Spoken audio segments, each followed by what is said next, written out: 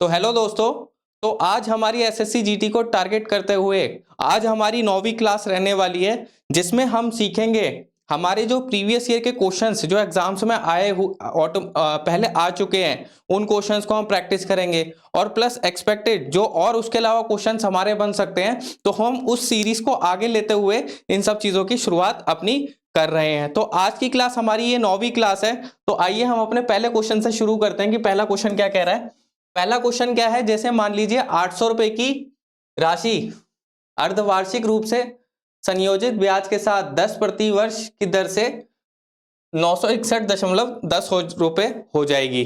तो देखो, जैसे मान लीजिए मूलधन 8000 रुपए का था, सॉरी 800 रुपए का था, और 800 रुपए का मूलधन हमारा कितना हो गया, 926.10 हो गया।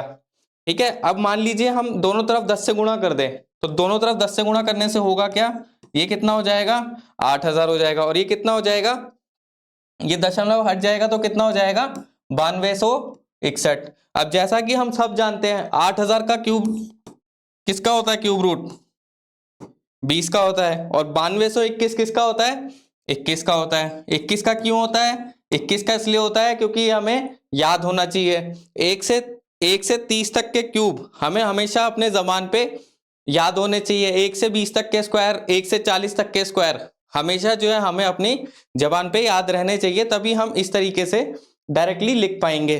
तो जब हमने लिखा ये 20 का क्यूब है, ये 21 का क्यूब है, ठीक है, तो देखो ये क्यूब में जा रहा है, तो ये 3 वर्षों की बात हो कर रहा है हमसे डायरेक्ट। अब देखो 20 से 21 हो रहा है, पहले वर्ष में जाएंगे, तो यहां से इधर जाने में कितना समय लग रहा है, 3 साल लग रहा है। पर ये बात कर रहा है कि किस हाफ ईयरली, मतलब हाफ ईयरली बात किया गया है, मतलब ब्याज हमें मिलने कितने वाला है, 3 बार मिलने वाला है। पर इस हिसाब से हमें 3 मिलना चाहिए, पर 3 का आधा मिलेगा हमें, तो वो कितना हो जाएगा दोस्त, 1.5 हो जाएगा। क्योंकि 1.5 इसलिए होगा, क्योंकि 1.5 इसलिए हो रहा है यहाँ पे क्योंकि हाफ ईयरली कंपाउंड किया गया है। अगर मान लीजिए इसको पूरा ईयरली कंपाउंड किया गया होता तो डायरेक्ट हमारा आंसर 3 साल होता, बट इसको यहाँ पे क्या किया गया है, हाफ ईयरली कंपाउंड किया गया है। तो ब्याज तो 3 बार ही मिलेगा, पर हर 6-6 महीने के ऊपर हमें ब्याज मिलेगा। तो 6-6 महीने के ऊपर ब्याज मिलेगा, तो पहली बार ही 6 महीना, फिर दोबारा 6 महीना, फिर तीसरी बार फिर 6 महीना, तो 6-6 महीना 3 बार जोड़ेंगे तो 18 महीने हो जाएंगे, और 18 महीने का मतलब क्या हो गया, 1.5 साल। तो 1.5 साल क्या होगा, इसका एकदम करेक्ट आंसर हमारा होगा। ठीक है, तो चलिए नेक्स्ट क्वेश्चन की तरफ चलते हैं। नेक्स्ट क्वेश्चन जो है क्या है, दो संख्याओं के बीच का अंतर उनके योग का 15% है। ठीक है, छोटी और बड़ी संख्या का अनुपात ज्ञात कीजिए। अब देखो यहाँ पे क्या कह रहा है, दो संख्याएं हैं, जैसे मान लीजिए इन दोनों का अंतर किसके बराबर है, 15% है, दोनों संख्याओं के योग के बराबर है। ठीक है, तो यहाँ पे क्या हो जाएगा, a माइनस बी बराबर 15/100, और ये कितना हो जाएगा, a प्लस बी। अगर इसको काटेंगे हम, ये 3 से 5 बारी में कटेगा, ये 100 20 से 5 बारी में कटेगा, तो डायरेक्ट कितना हो जाएगा, ऊपर 3 और नीचे कितना हो जाएगा, 20 हो जाएगा। तो a माइनस बी बराबर कितना हो गया दोस्त, a माइनस बी बराबर हो गया 3/20, और ये कितना हो गया, a प्लस बी। अगर हम इसको आगे सॉल्व करेंगे तो 20 इधर गुणा होगा तो कितना हो जाएगा, 20a हो जाएगा, और फिर 20 b के साथ गुणा होगा तो कितना हो जाएगा, 20b बराबर कितना हो जाएगा, 3a प्लस 3b। जब 3 को अंदर हम भेजेंगे तो कितना हो जाएगा, 3a प्लस 3b हो जाएगा। अब देखो ये 3a प्लस का है, इधर आएगा तो माइनस, तो 20 में से 3 जाएगा तो कितना बचेगा, 17a, और ये माइनस का 20b उधर जाके कितना हो जाएगा, प्लस का 20b हो जाएगा। तो 20b प्लस 3b कितना हो जाएगा, 23b हो जाएगा। तो यहाँ पे कितना आ गया दोस्त, ये 23b आ गया। ठीक है, तो ये हमारी इक्वेशन आ गई। तो 17a बराबर कितना आया, 23b आ गया। अब हमसे क्या पूछ रहा है, अनुपात पूछ रहा है, तो a और b का अनुपात कितना हो जाएगा, छोटी संख्या और बड़ी संख्या, तो a बटे b कितना हो जाएगा, 23/17। अब यहाँ पे छोटी संख्या से बड़ी संख्या का पूछ रहा है, तो इसका उल्टा कर देंगे, छोटी संख्या ये होगी, बड़ी संख्या ये है, तो अनुपात कितना हो जाएगा, 17/23, इसका जो है एकदम करेक्ट आंसर हमारा हो जाएगा। ठीक है, तो 17/23 क्या होगा, एकदम करेक्ट आंसर होगा, मतलब ऑप्शन नंबर सी क्या होगा, इसका एकदम करेक्ट आंसर हमारा होगा। ठीक है, तो अब चलते हैं नेक्स्ट क्वेश्चन क्या है हमारा। नेक्स्ट क्वेश्चन देखते हैं अपना। नेक्स्ट क्वेश्चन ये है, धारा के अनुकूल एक तैराक की गति 23 किलोमीटर प्रति घंटा है। यदि ऊपर की दिशा में तैराक की गति 14 किलोमीटर प्रति घंटा है तो धारा की गति क्या होगी। अब जैसे यहां पर अगर हम देखें तो डायरेक्ट हमें पता होता है अप स्ट्रीम और डाउन स्ट्रीम, डायरेक्ट हम फॉर्मूला लगाएंगे, ज्यादा हम टाइम वेस्ट करेंगे नहीं।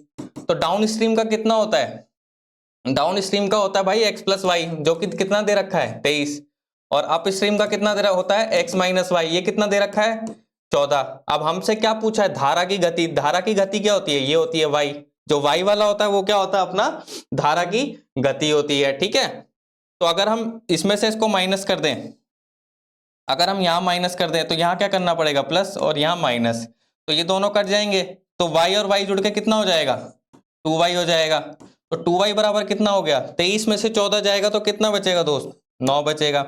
तो y बराबर कितना हो जाएगा 9/2, 9/2 कितना हो जाएगा 4.5। तो 4.5 क्या होगा इसका एकदम करेक्ट आंसर हमारा होगा। ठीक है, तो 4.5 ऑप्शन नंबर बी क्या होगा एकदम करेक्ट आंसर होगा। ठीक है, अब चलते हैं नेक्स्ट क्वेश्चन की तरफ।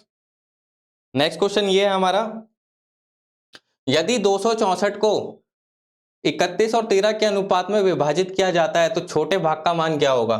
अब जैसे मान लीजिए हमने 100 रुपए बांटे, स्कूल में क्या करें हमने 100 रुपए बांटे, 3 दोस्तों में बांट दिए।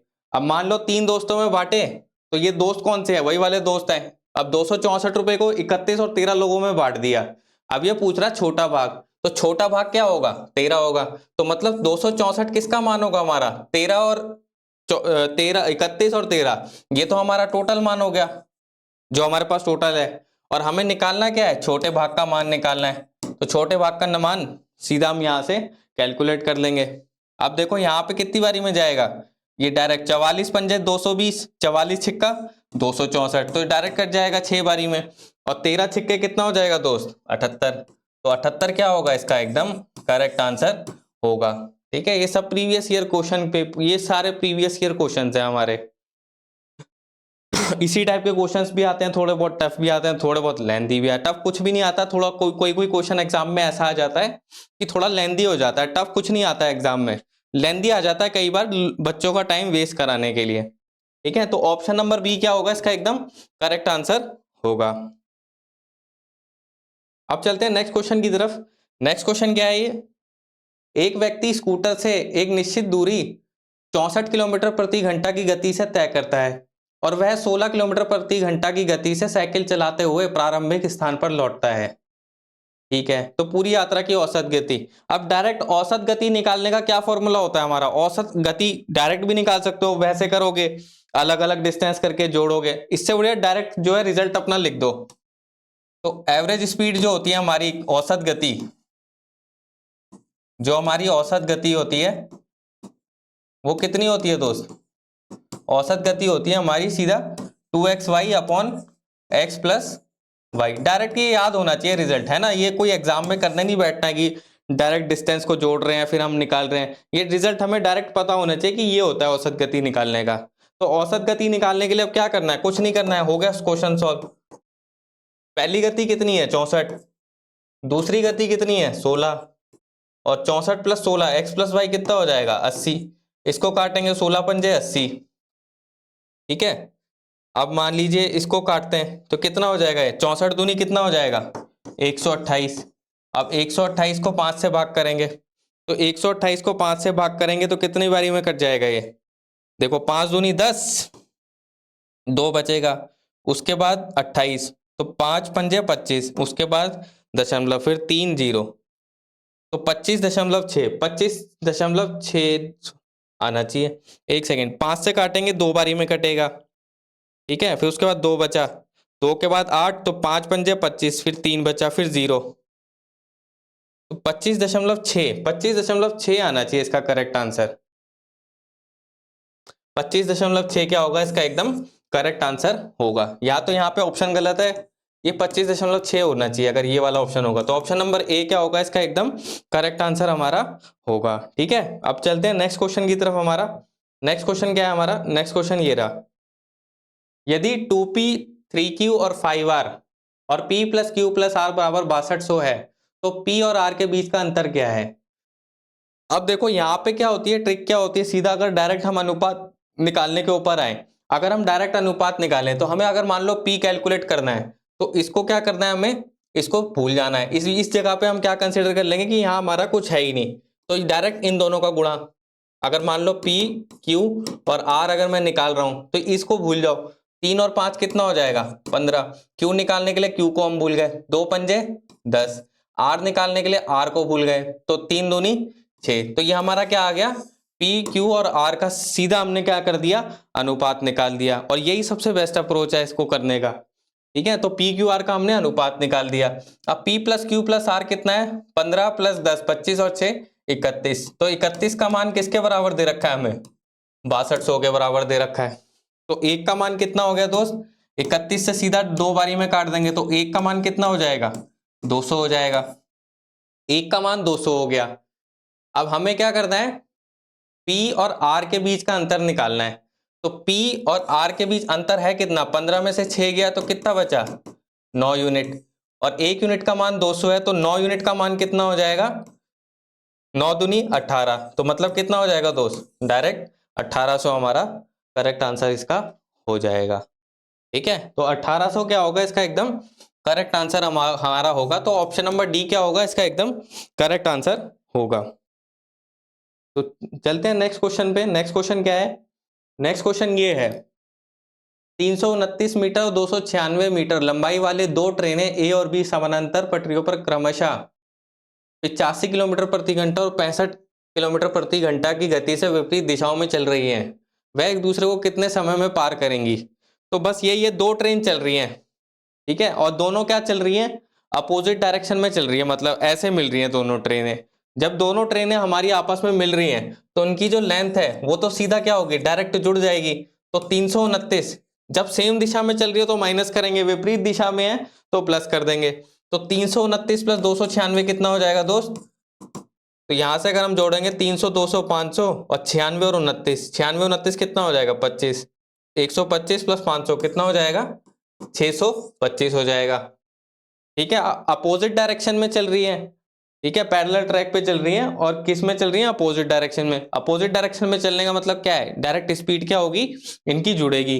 तो एक स्पीड 85 है और एक स्पीड 65 है। अगर हम इन दोनों को जोड़ेंगे, ठीक है, इन दोनों को जोड़ दिया और इन दोनों को जोड़ेंगे तो 80 और 60 40, 5 और 5 कितना हो जाएगा, 150। तो ये कितना आ जाएगा दोस्त हमारा, 150 हो जाएगा। तो बस कुछ नहीं करना है, अब हमें क्या निकालना है, समय निकालना है। तो टाइम बराबर कितना होगा, 625 किलोमीटर प्रति 625 मीटर डिवाइडेड बाई, अब यहाँ पे देखो स्पीड जो है किलोमीटर प्रति घंटे में दे रखी है और यहाँ पे ऊपर क्या दे रखा है, मीटर में दे रखा है। तो इसको वापस उसमें क्या करना पड़ेगा, उसमें हमें 18/5 से गुणा करना पड़ेगा। तो हम क्या करेंगे इसको, सॉरी 5/18 से हमें गुणा करना पड़ेगा। तो ये 18 हमारा क्या होगा, डायरेक्ट ऊपर चला जाएगा। ठीक है, ये डायरेक्ट ऊपर चला जाएगा। अब अगर हम इसको काटेंगे तो 5 से कितनी बारी में कटेगा, 125 बारी में कटेगा।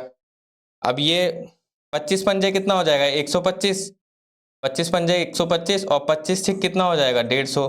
अब इस 6 से इस 18 को काटेंगे तो 5 तिया कितना हो जाएगा दोस्त, डायरेक्ट 15। तो क्या हो जाएगा, डायरेक्ट 15 सेकंड हमारा हो जाएगा, क्योंकि हमसे क्या पूछा है, सेकंड में पूछा है। तो सेकंड में पूछने के लिए हमने क्या किया, अब जैसे यहाँ पे ये यूनिट हमारी क्या थी, मीटर में थी, अब यहाँ पे मीटर में है, ठीक है। अब यहाँ पे क्या था, किलोमीटर प्रति घंटे में था। अब किलोमीटर प्रति घंटे को क्या किया, मैंने 5/18 से गुणा करके मीटर पर सेकंड में बना लिया। तो यहाँ पे जो मीटर आने वाला था वो इस मीटर के साथ कट गया और जो नीचे सेकंड था वो क्या हो गया, डायरेक्ट ऊपर आ गया। तो यहाँ पे जो आंसर आ गया हमारा कितना आ गया, 15 सेकंड हमारा क्या आ गया, इसका एकदम करेक्ट आंसर आ गया। ठीक है, तो 15 क्या होगा इसका एकदम करेक्ट आंसर होगा। ऑप्शन नंबर ए क्या होगा, एकदम करेक्ट आंसर होगा। अब देखते हैं नेक्स्ट क्वेश्चन क्या है। एक खुदरा विक्रेता ने 1280 रुपए में कुछ सामान खरीदा और 15% की हानि पर 1/3 सामान बेच दिया।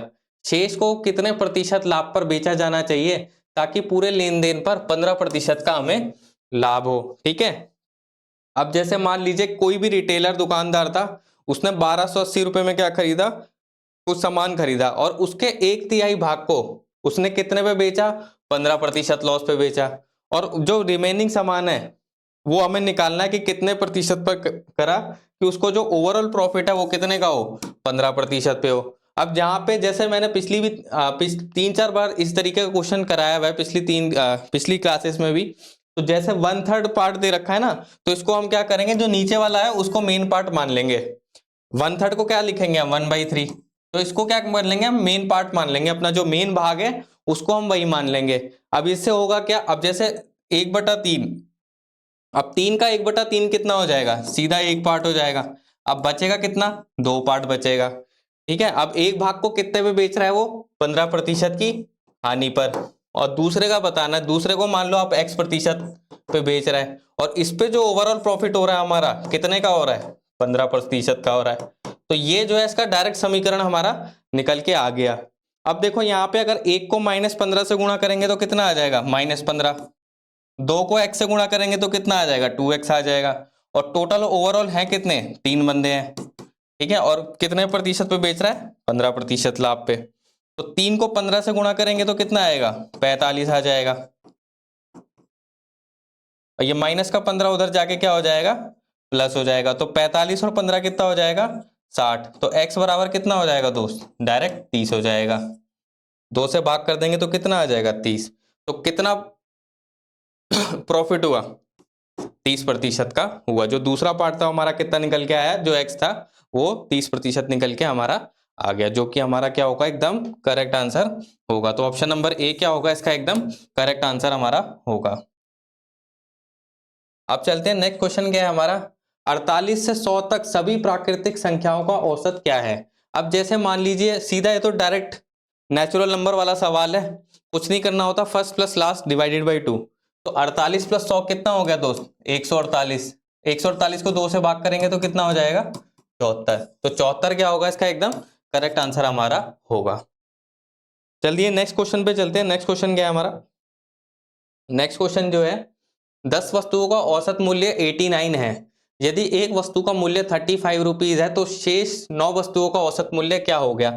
अब इसने क्या किया, हमारे पास 10 चीजें, 10 सामान थे जिनका औसत मूल्य कितना था, 89 था। अब उसने क्या करा, एक सामान उसमें से गायब कर दिया, तो 10 में से सामान कितने रह गए, 9 रह गए। अब उसका औसत वजन हमसे यहाँ पे डायरेक्ट पूछ रहा है, तो यहाँ पे 10 आर्टिकल का औसत वजन इतना है ना, तो टोटल कितना हो जाएगा, यहाँ पे टोटल करने के लिए क्या कर देंगे, औसत वजन को संख्या के साथ गुणा कर देंगे, तो कितना हो जाएगा दोस्त, 890 हो जाएगा।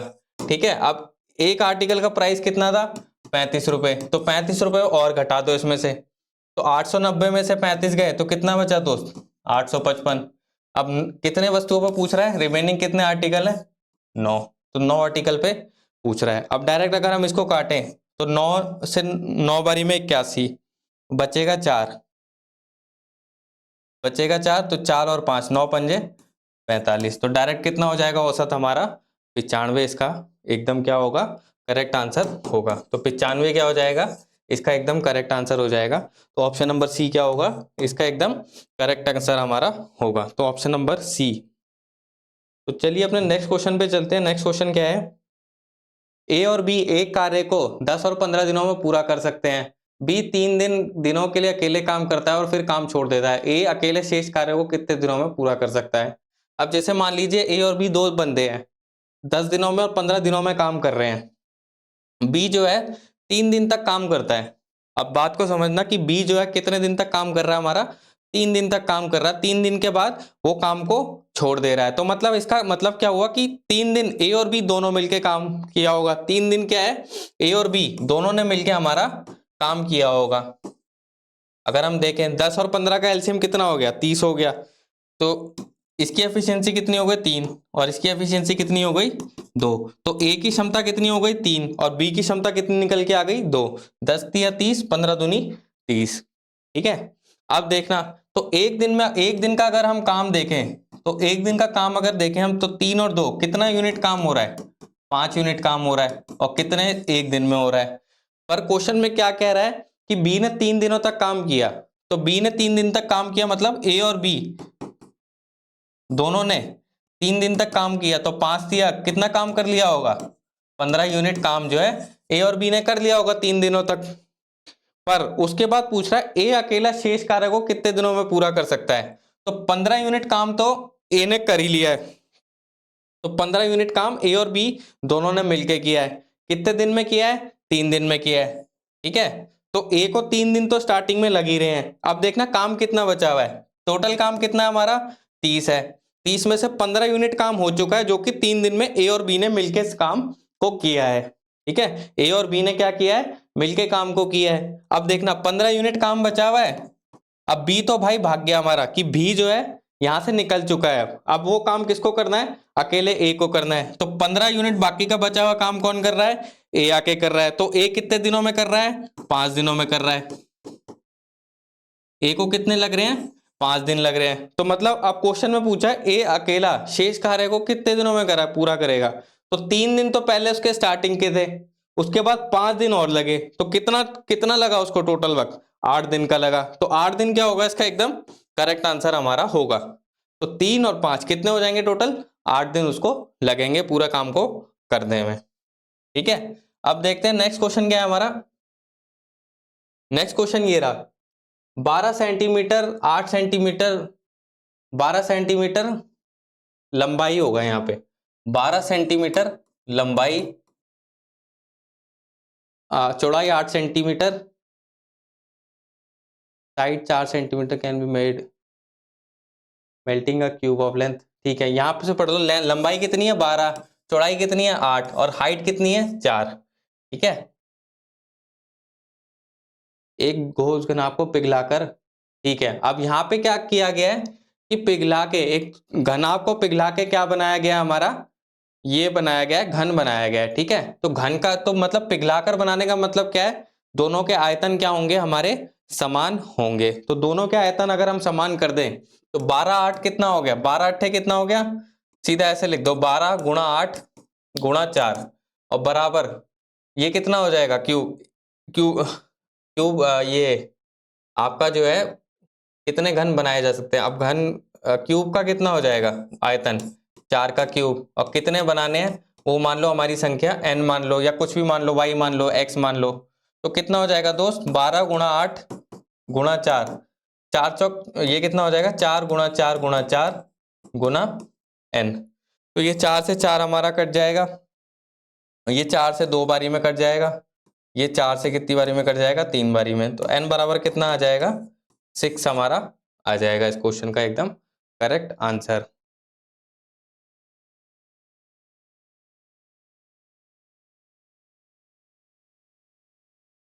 12 सेंटीमीटर लंबाई, ठीक है, चौड़ाई 8, और हाइट कितनी है? 4। ठीक है, 4 सेंटीमीटर पिघलाकर बनाया गया है, तो दोनों के आयतन क्या होंगे?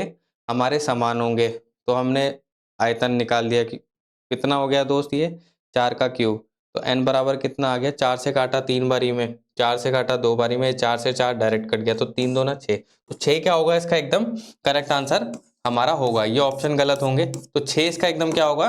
करेक्ट आंसर हमारा होगा। तो चलिए नेक्स्ट क्वेश्चन पे चलते हैं हम अपना। नेक्स्ट क्वेश्चन क्या है हमारा, यदि किसी वस्तु की खपत में वृद्धि का प्रतिशत 25% है, ताकि कुल बजट अपरिवर्तित रहे, तो माल की कीमत कितनी गिर जाती है? अब देखो ये परसेंटेज का क्वेश्चन है। अब परसेंटेज का क्वेश्चन है, तो कंजम्पशन कितने से इंक्रीज कर रही है? उसकी जो खपत है 25% से। 25% का मतलब क्या होता है? 1/4। तो कंजम्पशन उसकी कितनी हो रही है? 4 से 5। ठीक है, अब प्राइस का पूछ रहा है, प्राइस कितने से गिर जाएगा? अब हमें प्राइस निकालना है। अब हमारा एक्सपेंडिचर क्या है? वो क्या हो रहा है? एकदम सेम हो रहा है, कि यहाँ पे जो भी वैल्यू है वो क्या है? हमारी सेम है। मान लो अगर मैं 1 मान लेता हूँ, यहाँ पे भी कितना होना चाहिए? 1 होना चाहिए। इसका डायरेक्ट तरीका ये होता है, अगर आपको कंजम्पशन दे रखी है और आपका एक्सपेंडिचर एक्सपेंडिचर अगर आपका सेम है, तो बस कुछ नहीं करना होता, इन दोनों रेशियो को क्या करना है? आपस में उल्टा कर देना है। तो यहाँ पे कितना आ जाएगा? 5, और यहाँ पे कितना आ जाएगा? 4। अगर आप प्राइस में देखोगे, प्राइस में कितने की कमी जा रही है? प्राइस में कितना कम जा रहा है? 5 से 4 जा रहा है, मतलब 1 कम जा रहा है। 1 कम जा रहा है, कितने के ऊपर जा रहा है? 5 के ऊपर जा रहा है। और यहाँ पे कितना हो जाएगा? 100। तो 5 से 20 बारी में कट जाएगा, तो कितना हो जाएगा दोस्त? ये 20% हमारा एकदम करेक्ट आंसर हो जाएगा। तो ऑप्शन नंबर सी क्या होगा? एकदम करेक्ट आंसर इसका होगा। ठीक है, अब देखते हैं नेक्स्ट क्वेश्चन क्या है हमारा। नेक्स्ट क्वेश्चन ये रहा, 50% और 40% की दो क्रमागत छूट के बराबर एक छूट क्या है? अब कुछ नहीं है, डिस्काउंट का क्वेश्चन है। इक्विवेलेंट डिस्काउंट का फॉर्मूला क्या होता है? सीधा x plus Y minus X Y बटे 100। अब यहाँ पे देखो 50% और 40%, तो x के बदले हम रखेंगे 50 और y के बदले रखेंगे 40, और यहाँ पे कितना हो जाएगा 50 गुना 40 बटे 100। तो ये 0 से 0, ये 0 से 0, ये 50 40 कितना हो जाएगा 90 हो जाएगा, और 5 चौक कितना हो जाएगा दोस्त 20 हो जाएगा। तो 90 में से 20 जाएगा तो कितना बचेगा यहाँ पे 70 क्या होगा इसका एकदम करेक्ट आंसर हमारा होगा। ठीक है, तो 70 क्या होने वाला है इसका एकदम करेक्ट आंसर होने वाला है। दूसरा तरीका ये है कि आप डायरेक्ट वो लगा लो, रेशियो मेथड लगा लो। 50% का मतलब क्या होगा, कोई बात नहीं, अगर लगाना तो रेशियो मेथड से भी निकल जाएगा। ये 50% इस तरीके से भी निकाल सकते हो, 1/2, 2 से 1 हो जाएगा। 40% का मतलब कितना हो गया 2/5, 5 से 3 हो जाएगा। फिर रेशियो मेथड निकाल के भी आप अपना निकाल सकते हो इसको आराम से। ठीक है, अब चलिए अपना नेक्स्ट क्वेश्चन की तरफ चलते हैं। तो ऑप्शन नंबर बी क्या होगा इसका एकदम करेक्ट आंसर होगा। तो नेक्स्ट क्वेश्चन क्या है हमारा? नेक्स्ट क्वेश्चन ये है, 5 महिलाएं एक कार्य को 8 दिनों में पूरा कर सकती हैं, जबकि 8 बच्चे उसी कार्य को 10 दिनों में पूरा कर सकते हैं। 2 महिलाएं और 4 बच्चे कितने दिनों में कार्य पूरा कर सकते हैं? अब जैसे 5 वुमेन है, 5 महिलाएं हैं, वो कितने दिनों में कर रही हैं 8 दिनों में, और जबकि 8 चिल्ड्रन कितने दिनों में कर रहे हैं 10 दिनों में। अब यहां से हम हमारे पास क्या आ जाएगा, क्षमता का अनुपात आ जाएगा। जो महिला की क्षमता है और जो बच्चे की क्षमता है उसका हमारे पास क्या आ जाएगा, अनुपात निकल के आ जाएगा। तो यहां से अगर हम काटे तो 8 से 8 कट जाएगा, ये 5 से 2 बारी में कट जाएगा। तो महिला और चाइल्ड, तो यहाँ सी इसके नीचे आ जाएगा। इधर कितना है 2 और इधर कितना है 1, तो 2:1 हमारा इसका जो है वो हो जाएगा। अब ये पूछ रहा है इसकी क्षमता कितनी है 2 और इसकी कितनी है ठीक है। 5 women can complete a work in 8 days while 8 children can complete the same work in 10 days। 5 women can complete a work in 8 days while, तो इन दोनों का हमारे पास अनुपात आ गया, complete the same work in 10 days। यहाँ 8 दिनों में कर रही हैं और 8 चिल्ड्रन जो है 10 दिनों में कर रहे हैं। तो यहाँ पे हमने अनुपात निकाल दिया। अब उसके बाद क्या पूछ रहा है हमसे, 2 महिलाएं और 4 चिल्ड्रन, 2 महिलाएं और 4 children can complete the same work in. तो यहाँ पे देखो इसका अनुपात कितना आ गया 2, और यहाँ पे इसका कितना आ गया है 1 आ गया है। तो अगर हम यहाँ पर देखें तो 2 women 5 women can complete a work in 8 days while 8 children can complete the same work in 10 days।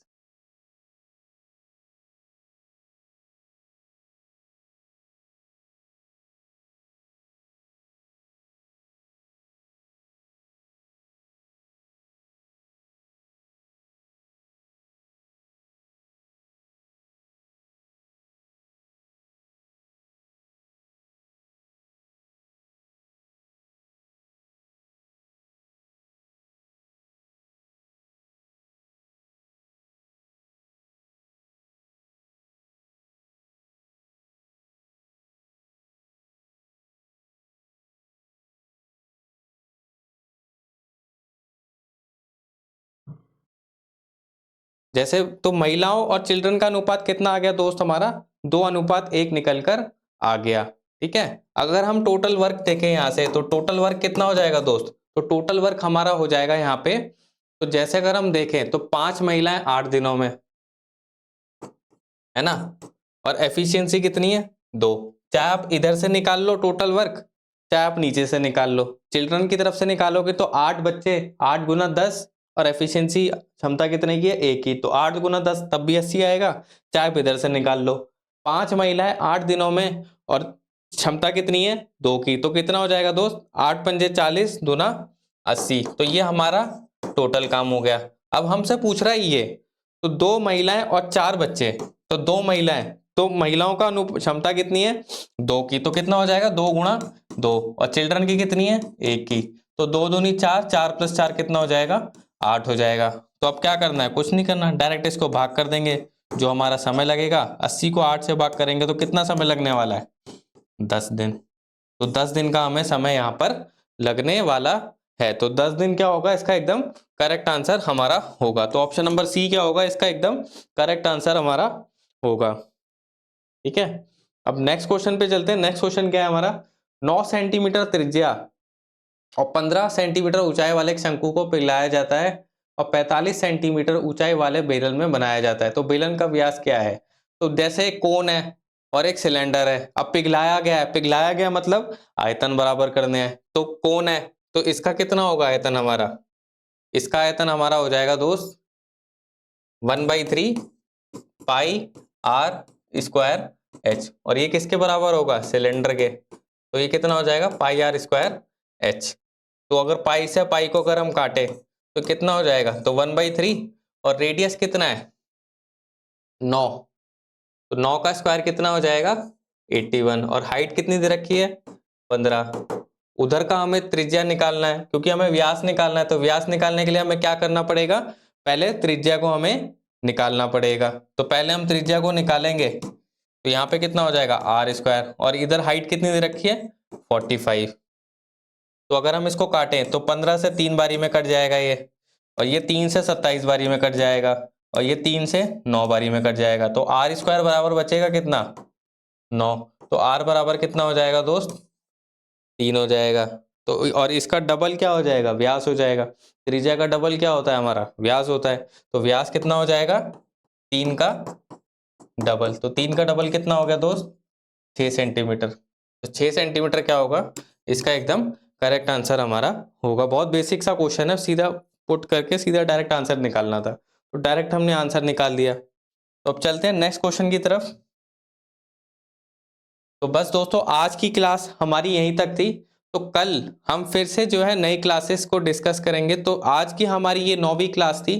कल हमारी इसी सीरीज को टारगेट करते हुए 10वीं क्लास आएगी। ठीक है, थैंक यू दोस्त।